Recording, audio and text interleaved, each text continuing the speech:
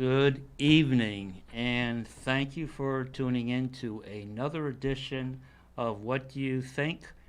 I'm your host, Bill Morse. This is a call-in program, and today is Thursday, July 22nd, 2021. Three things on the agenda today. First, a short story that I came across while going to the townwide flea market in Charlestown across the river in New Hampshire this past Saturday.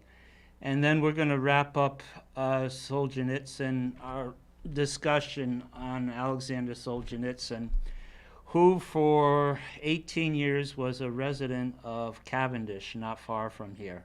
But before he was a resident of Cavendish, he was a resident of the Lubyanka prison, where he was held for, I think he was held for 3 weeks there while waiting for sentencing.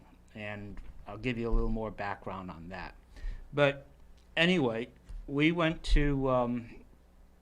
Carl and I went to a townwide flea market.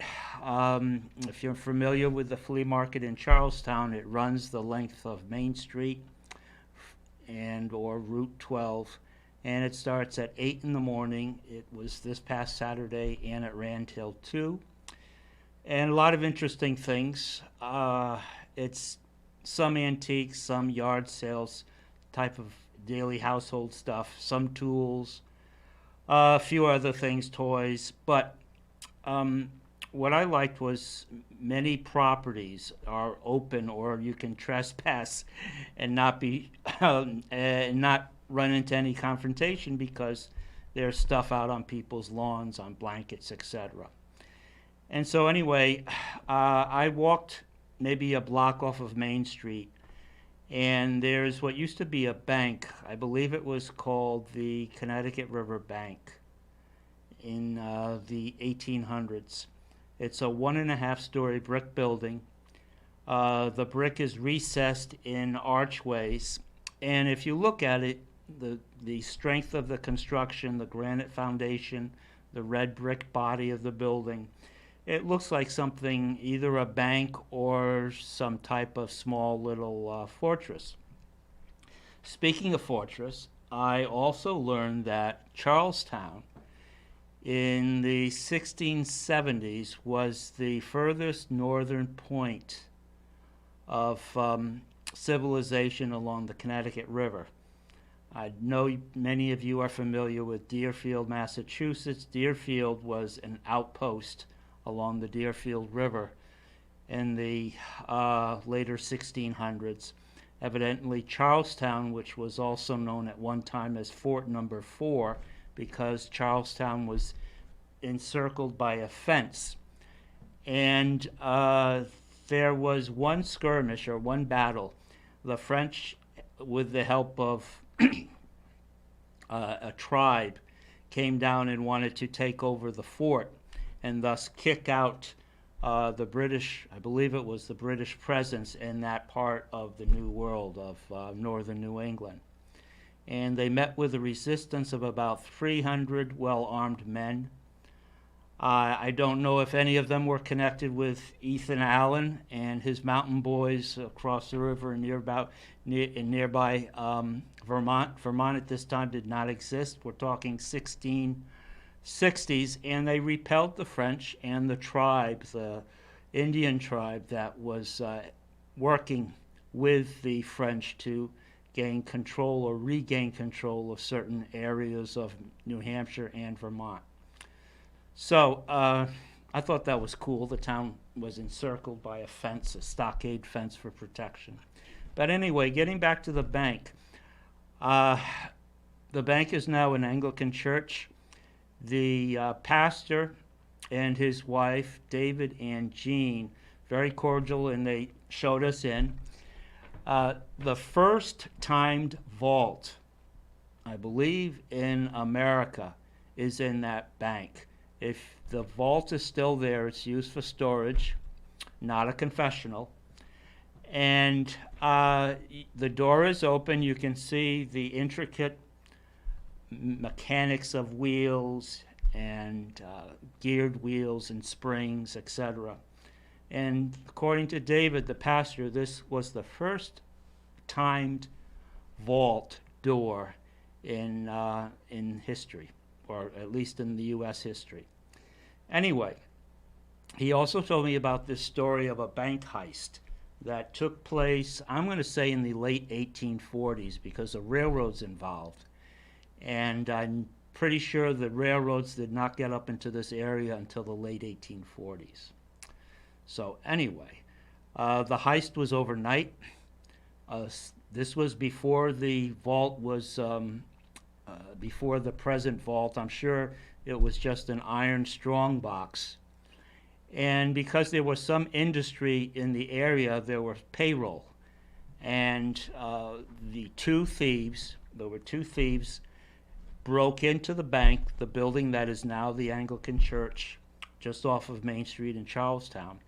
They broke in and they made off with $15,000. We're talking $15,000 of late 1840s money.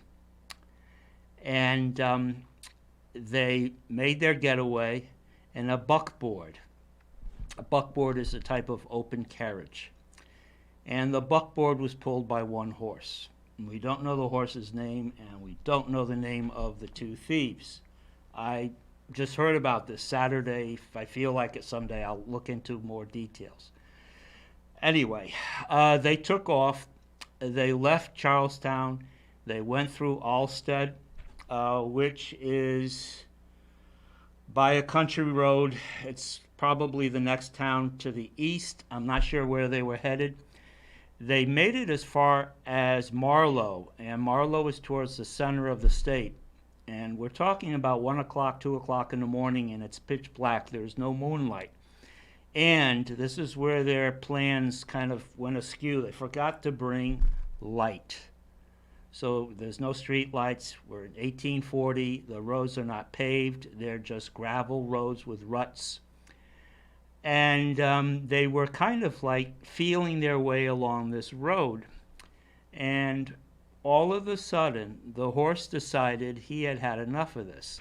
And so the horse veered off the road onto a cow path and would not stop. Evidently, the horse not only was able to outrun the two thieves, but he was able to avoid pitfalls that the thieves were not able to. In other words, the thieves fell over uneven ground, rocks, and somehow the horse made it to a farm not too far away where he turned himself in. The two men could not find the horse, the buckboard, nor the $15,000 that was in this iron strong box that they had taken from the bank. Somehow, I don't know how the hell they did it, but they made it to Keene on foot. Now, if you can imagine going through the woods along gravel roads from the Marlow area to Keene, it's not a short hike. But they made it to Keene, and they took a train back into Massachusetts where they had come from. Well, the farmer notified the sheriff, or the constable, I believe he was called. He found out there was a reward for the capture of the criminals and the return of the $15,000. So he says, I want the reward. This is the buckboard. The buckboard actually had a nameplate on it, which listed the owner. The two thieves had rented the buckboard and the horse. So the constable, over a period of time, because we're talking pre-telegraph here, over a period of time, weeks I imagine, he contacted the owner of the buckboard and the horse, found out who the buckboard was rented to, and captured the two thieves a number of months later. The banker in charge of that branch of the Connecticut River National Bank, or whatever it was called, was happy to get the $15,000, but it took a while for the reward to come through. And I think they were trying to save money for that timed vault that was going to come around in another 20 years. Anyway, the farmer did get a reward. The horse went on to pull other buckboards. And I'm not sure how much time. I'm sure the two fellows that were caught spent some time in jail because 15,000 was a big haul in the late 1840s. So that's a little slice of local history. I thought it was cool in that there were slices of modern detective work. I mean, if you change the mode of transportation, the story could have been told today. And today, 15,000 would be nothing to sneeze at either. So, anyway, we have a caller on the line. Kurt, do you have it? What did you think of the story? Quite interesting, and as you say, it's local lore, and particularly some interesting things about the bank's vault being the oldest one in the country. Who would have thunk? Right, with a mechanically timed mechanism for opening it. In other words, you could lock it overnight and it would not release. You know how the door itself has bars that extend into the jamb of the door frame. Well, it would automatically retract after a certain amount of time had gone by, so it would retract in time for the bank to open in the morning. And I'm sure it was probably a clockmaker that designed the mechanism that allowed the door to be timed as to when it would shut or when it would lock and when it would reopen. So, but yeah, it is an interesting story. Okay, cool. So, last week we talked about a local connection with a Soviet, well, former Soviet because he's passed on, defector. Many people will recognize his name, Alexander Solzhenitsyn. He actually lived in Cavendish. I believe Cavendish is on the Black River. It's a mill town. There was a wool factory there at one time. By the time, we'll talk about Cavendish and Solzhenitsyn in a minute. Just a little background. For people who aren't familiar with Alexander Solzhenitsyn, he wrote a pretty interesting tale. Not a tale because it was based on his own experiences. He was an artillery commander in the Second World War. He was part of the Red Army. He was part of the Red Army's move westward out of the Ukraine, out of the former Soviet Union, through Poland into East Prussia, which was part of Germany, and then into Germany itself as the army was getting closer and closer to its objective, which of course was Berlin, the capital of Nazi Germany. Anyway, a year earlier, Solzhenitsyn had written, he'd been in the army in this position of artillery captain for, I believe, 2.5, maybe 3 years. And he wrote a friend who was also in the military his impressions. And some of the impressions were not favorable to the Red Army. Solzhenitsyn evidently complained that the logistics or the supply line was ineffectively handled. He thought that the troops were not getting sufficient munitions nor sufficient food in order to make a more spirited counterattack against the German Wehrmacht that had come in and occupied parts of Russia or the Soviet Union since 1941. And in this time of Soviet government, letters were intercepted and read. Nothing got through the censors. The censors read every bit of personal communication. They listened. They had the technology to bug phones and apartments or living quarters, working quarters. They had the technology and they made full use of it. Anyway, a year goes by since these letters are written. I think there's only 2 letters where he complains about the Soviet management of the Red Army. And he gets summoned. He's on his way to Berlin. He's actually, I believe, in Prussia, which is now the northwestern corner of Poland, but it was part of the German Empire, East Prussia.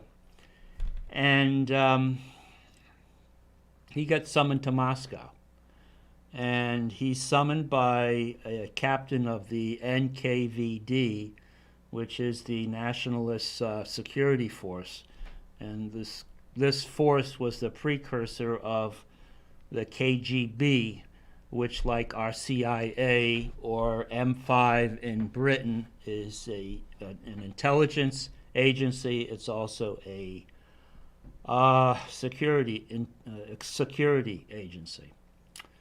And they basically can have a directive from the premier, in this case Joseph Stalin, Comrade Stalin, who is bent on squelching any dissent against his rule. There's no important decision that is made without his okay. He's a micromanager, and he's he was an ideologue, and he was very brutal.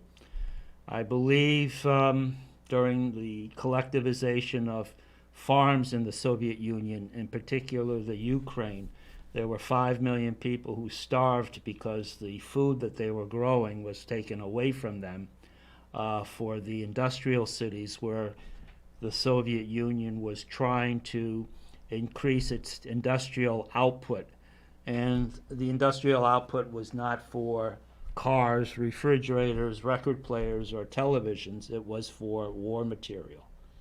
Again, the idea was peace through strength, and many people believe that had Stalin been given enough time in the early 40s, he would have been the one who had launched an attack beyond his border into neighboring countries in an attempt to bring them under the communist, his version of the communist umbrella. So anyway, Solzhenitsyn gets summoned. He gets interviewed at the Lubyanka prison, which is in Moscow. Interestingly enough, the building is still there. It's about 5 stories high, occupies an entire block. There's a square or a plaza in front of it. And today it is used by Russian security forces. So it's interesting, an infamous building. Many terrible things happened within its walls to all people. So Solzhenitsyn was kept, I believe, for 3 weeks during the interrogation. He was subjected to psychological torture, but not physical torture. Fortunately, his interrogator, the captain, was more of a professional, and he played good cop, bad cop in order to find out, gain evidence that Solzhenitsyn had written anti-Soviet comments in these letters. And Solzhenitsyn, to his credit, handled the questioning very well, even though he was sleep deprived, food deprived. Fortunately, not in solitary. He had the companionship of other people in his cell. But he answered the question so that other people would not suffer the same fate, would not be arrested by the NKVD and then brought into Lubyanka for their own hellish experience of interrogations. So, the 2 letters he wrote, the 2 people he wrote and complained to, they were not implicated. Thank God for that, and also thank the quick thinking of Solzhenitsyn and knowing how to answer these questions. So what we're going to do, I wanted to read a very short 1-page excerpt of Solzhenitsyn's first day in a cell where he's going to be staying for 3 weeks during the interrogations. And once the interrogations are over and the NKVD captain gets the signature on a confession, then he can stand trial. It's a kangaroo court trial. Judge pronounces sentence, how many years he is going to get in a gulag, which is part of a prison system of work camps. Some are hard labor, some are not, depending on the severity of the offense in the eyes of the Soviet law system. So this first part I call, Are You From Freedom? I don't call it, that's the words of the prisoners. Are you from freedom? It was the first question asked of any newcomer to a cell. This is in Lubyanka prison in Moscow. Had he come from the outside? Could he give them news of the world? And when Sonya was asked it, Sonya was the nickname of Alexander Solzhenitsyn. And when Sonya was asked it, having spent an eternity in the 2 weeks and 4 days since his arrest, he replied, no. A great dynamic painter like Ilya Repin should have painted that scene and called it Are You From Freedom?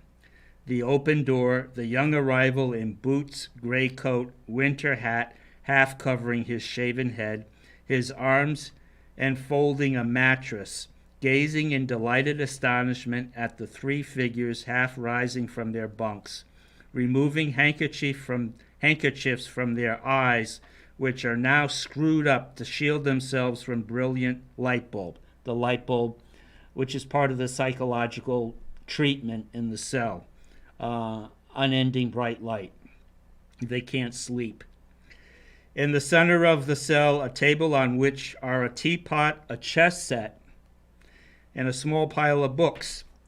There is a blue paper blind high up on one wall, suggesting there may be a tiny window behind it. A rattle of keys woke Sonya from a dead sleep. 6 a.m. Under the dazzling light, he and the others leapt up, made their beds, then sat on them. Talking was not permitted. It was the worst time for depression, those 2 hours before the day properly began, especially for those who needed glasses to read. Glasses were always removed at night. 2 of the men in Sonya's cell were in that situation. They just sat on their beds like statues. Even if you had been interrogated all night, and that often happened, you were not allowed to nod off during those 2 hours. If you did, you were punished. You sat with your gloomy, oppressive thoughts in stifling airlessness under the relentless light. The only activity in those first 2 hours was toilet parade. They were led out in front. The duty prisoner carried, chest high, the 2-gallon latrine bucket. At the toilets, each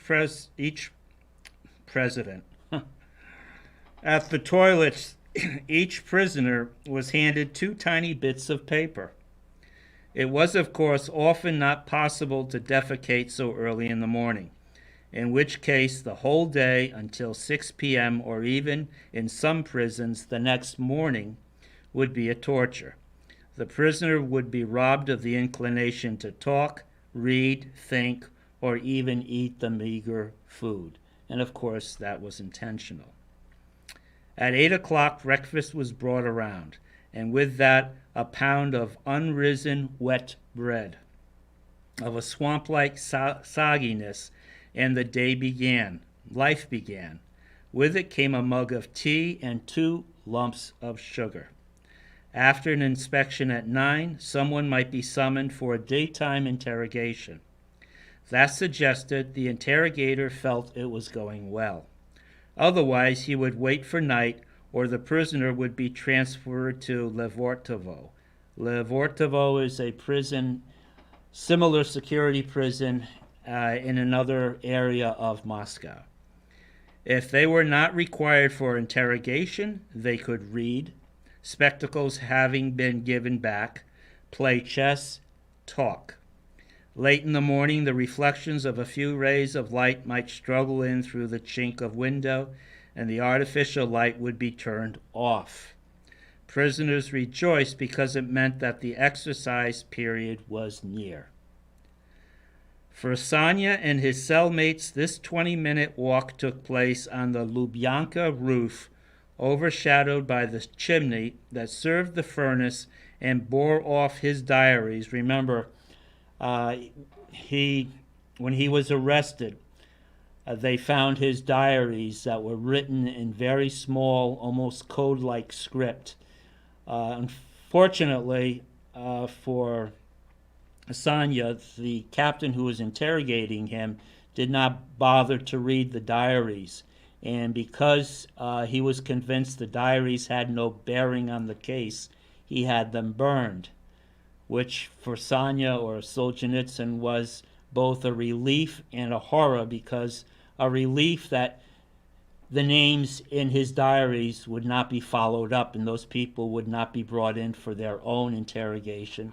But at the same time, Solzhenitsyn knew he wanted to be a writer, and so 4 years of writing what he saw during his time with the Red Army, both inside the Soviet Union and outside the Soviet Union, Poland and East Prussia, went up in flames.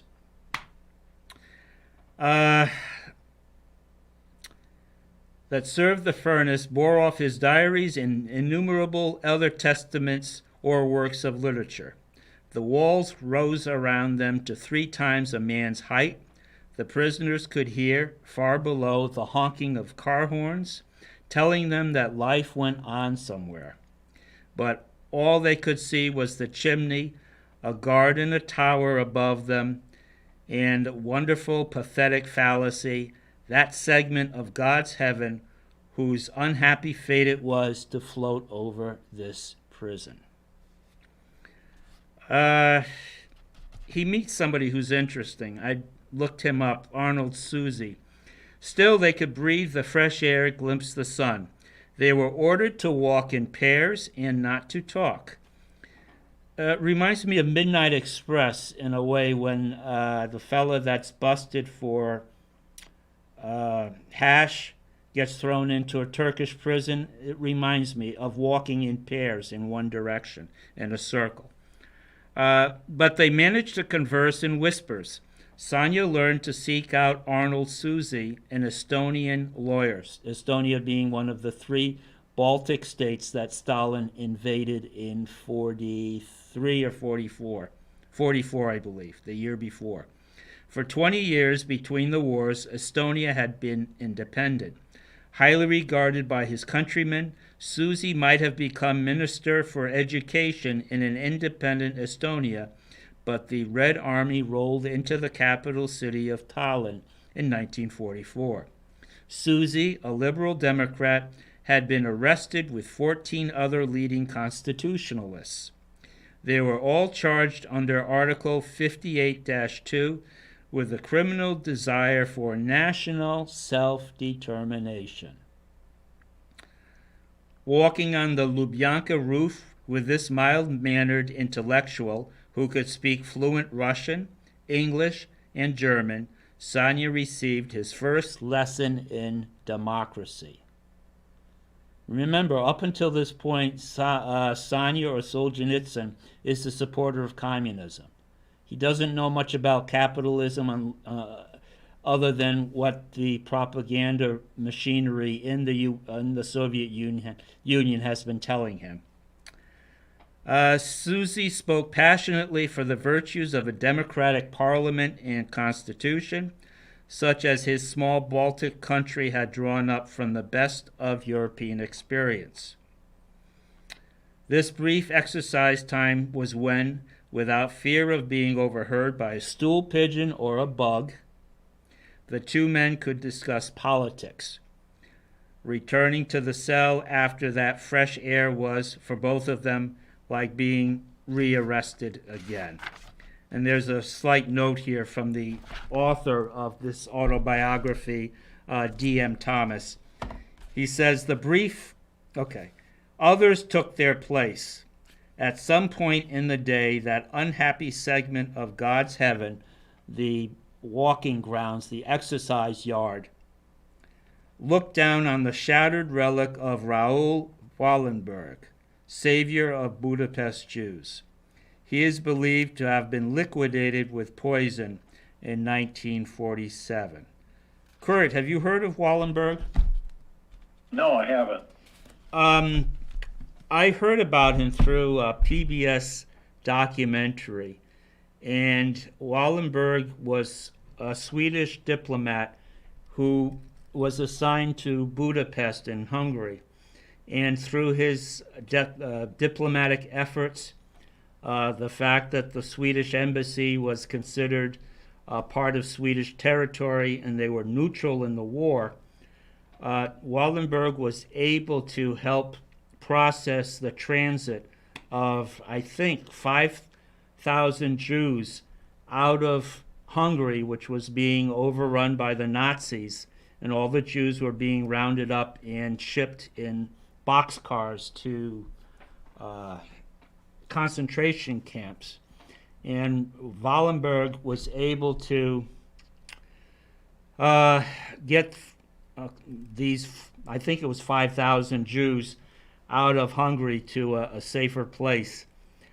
The Russian Red Army came into Hungary. They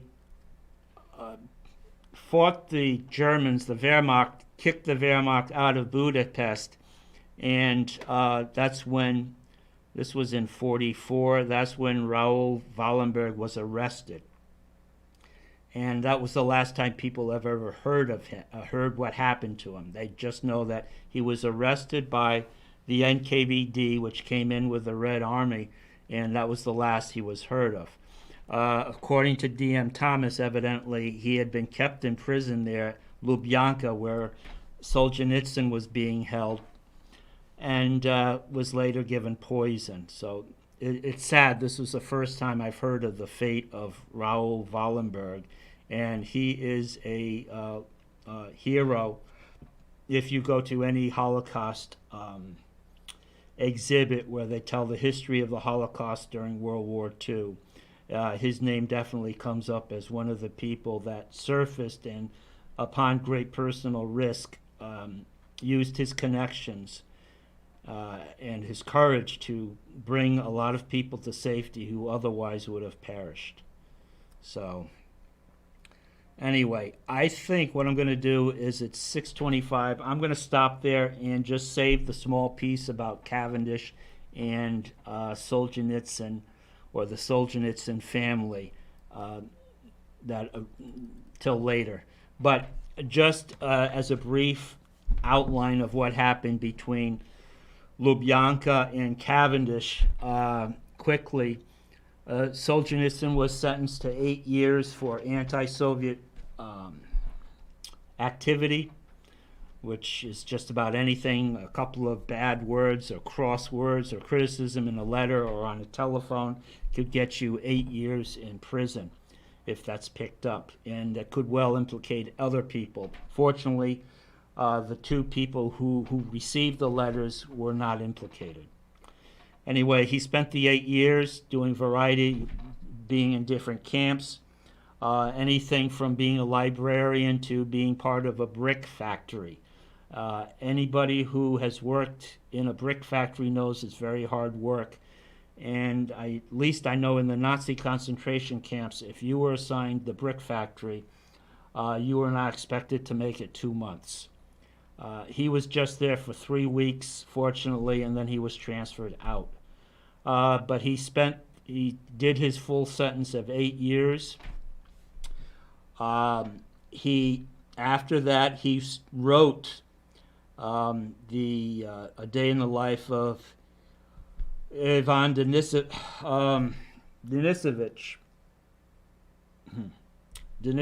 which sounds like Danielovich, which is somebody I know. Ivan Denisovich, and he wrote that in Albert Susi's summer cottage in Estonia. These two kept in touch even after Solzhenitsyn was transferred out of Lubyanka prison after his sentence was read by a judge. The two, him and Susi, kept in touch, and both were, after their sentences were served, they saw each other, and for 2 winters, Solzhenitsyn worked on the transcript, worked on the writing of A Day in the Life of Ivan Denisovich, which has been made into a movie, 1970, if you care to look it up. Tom Courtenay, who's a British actor, plays Ivan, the prisoner, who is the main character of the story. And it's not really a story, it's what happened to millions of people. And so he eventually, he under Khrushchev, who actually read A Day in the Life of Ivan Denisovich and liked the book because it fell in with his de-Stalinization program. Stalin died in 1953. Many people believe that he was pushed towards death by treated medicine or tainted or poisoned medicine that he was given. He was feared. He had no allies. He was just feared.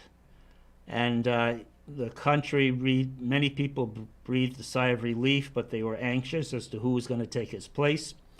A peasant from the Ukraine who was a officer in the Red Army took over, Nikita Khrushchev. And some of you may remember when he met with, he was at the UN. He got people's attention by taking his shoe off and banging it on the desk. If you can imagine him at a restaurant calling the waiter, taking his shoe off and banging it on the desk. He was kind of rough around the edges, but he was the son of a peasant couple, and again staunch communist, obviously, but not one that was not one with the brutality that Stalin had. And so he liked the book. He wanted people to get away from the Stalinist idea of communism, and the publication of Solzhenitsyn's book helped him achieve that. Solzhenitsyn, unfortunately for the Soviet authorities, continued writing, and I believe it was Brezhnev who followed Khrushchev, Leonid Brezhnev, who Richard Nixon dealt with. He gave Solzhenitsyn and his family an ultimatum: if you stay, we will put you back in jail for your writing. If you leave, you will be exiled, and you will lose your Russian citizenship. Not Russian, Soviet citizenship. There's a difference. And so he spent 2 years in Switzerland, in Zurich. He didn't care for it because he was constantly being visited. He complained he was not able to have quiet time to write. This guy wrote from 8 in the morning to 8 at night. He wrote and ate his meals. He had a meal with his family. I believe that was dinner, and that was it. So he wanted to leave Zurich. He was disillusioned with the West through Swiss eyes. And he was at a conference, I believe, in Boston or somewhere in New England. And he happened to be going through Vermont. He liked Vermont because Vermont reminded Solzhenitsyn of the area where he grew up, the forests, the mountains, the waterways. He wanted a 4-season place, and we're talking 1976. Definitely 4 seasons in Vermont in 1976. No global warming or climate change yet.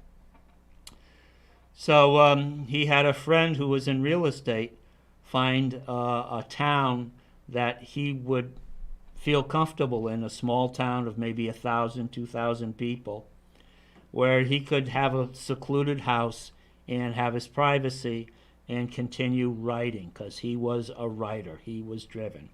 And that's how he came to Cavendish.